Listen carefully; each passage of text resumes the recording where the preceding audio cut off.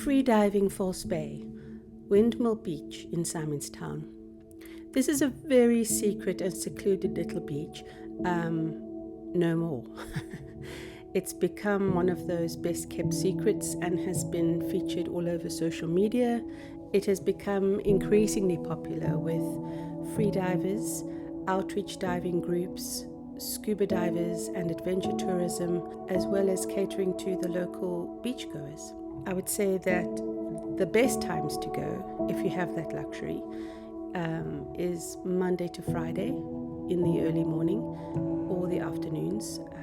That's when marine life is quite active. Weekends become very much a bun fight in the car park, and of late the city of Cape Town has set about demarcating very strict and limited parking space in the parking lot, as well as deploying some really immovable rocks all along the road to prevent people from parking on the curb.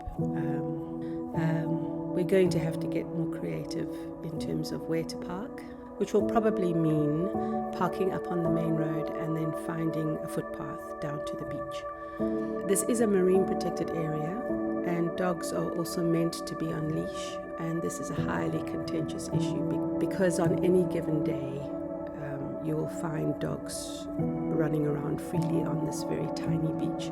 When you look down upon this little jewel of a diving and snorkeling site, you will see that there are two main bodies of water. We locally refer to them as Left Cove and Right Cove, or it's Windmill North, Windmill South. The two areas are very much divided by a rocky outcrop, and in this rocky outcrop you will also find what we refer to as the channel.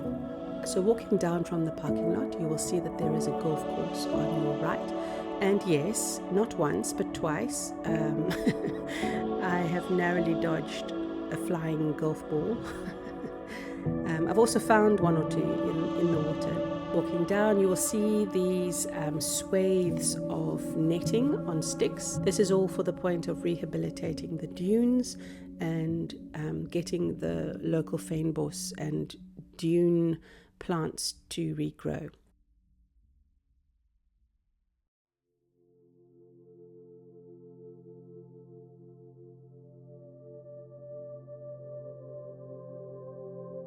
Oop, there we go, some very happy Cape Town freedivers emerging from the water.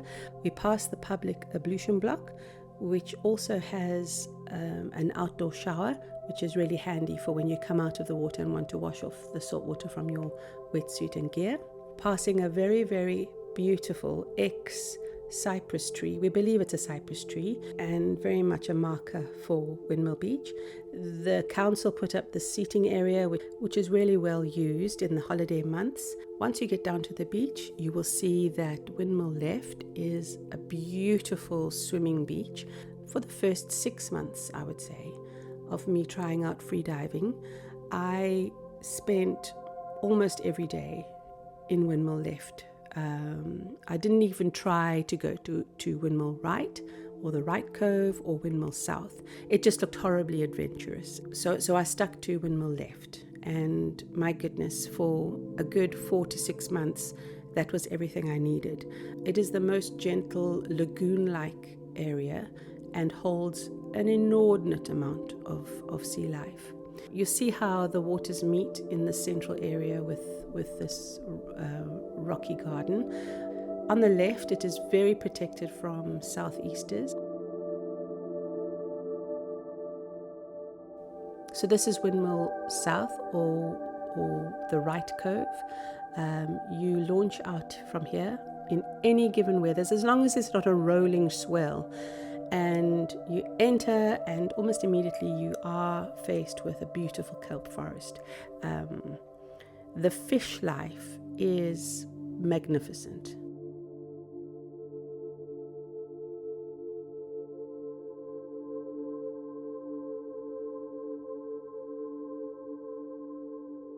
This is Windmill Left. You can see that this is probably one of the most crystalline days that I ever encountered. The water was ice cold, and I was completely mesmerized by the movement of the water and the dancing fish and the light.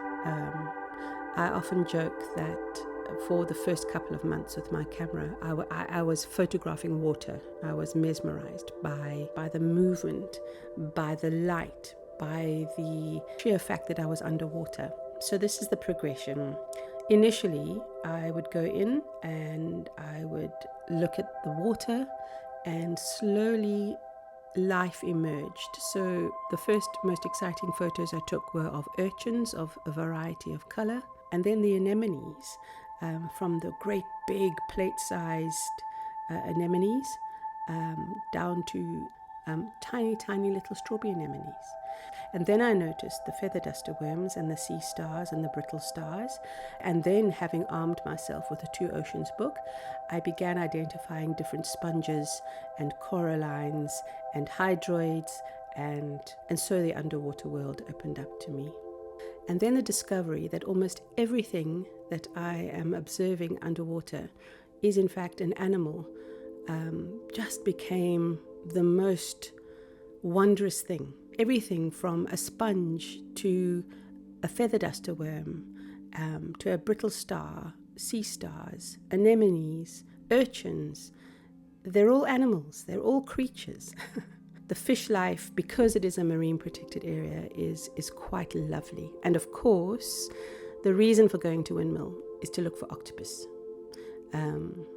Windmill left is very much octopus central, but you need to be quiet, you need to be patient, and you need to stretch your observing eyes because they are masters of disguise.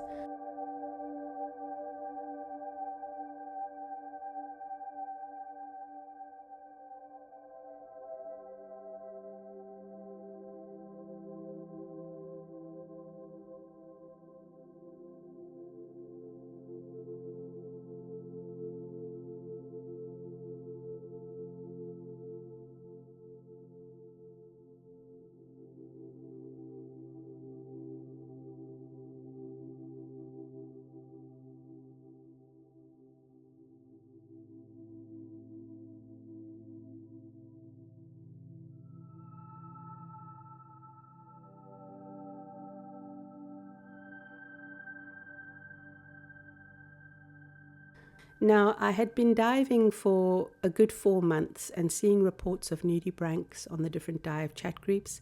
I had seen them in my dive book, but I could not find a single one.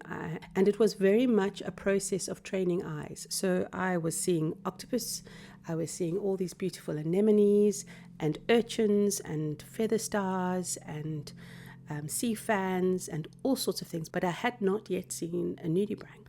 But my eyes didn't know really what they were looking for. It's like those 3D pictures that you need to train your brain to see. And then one day in the left cove, I spotted this little creature drifting through the water towards me. And I reached out my hand and it attached to me, which was both exhilarating and very alarming at the same time. And I swam along with it for a while, beside myself, because I realized it was a nudibranch. But then came the question of what to do with it, and I swam it towards some kelp and then got it to attach to a frond. But then once that first nudibranch was found, they were everywhere. So gas flames are the most obvious and the most spectacular. They are unashamedly flamboyant. And Windmill, especially Windmill South or the Right Cove, is full of them, as it is also full of silvertips. And it is also there that I saw my first orange-eyed nudibranch and the scribblies, saddled nudibranch. Although this wasn't the first place that I saw a black nudibranch, they are quite abundant in certain seasons. The Cape Dorad, of course.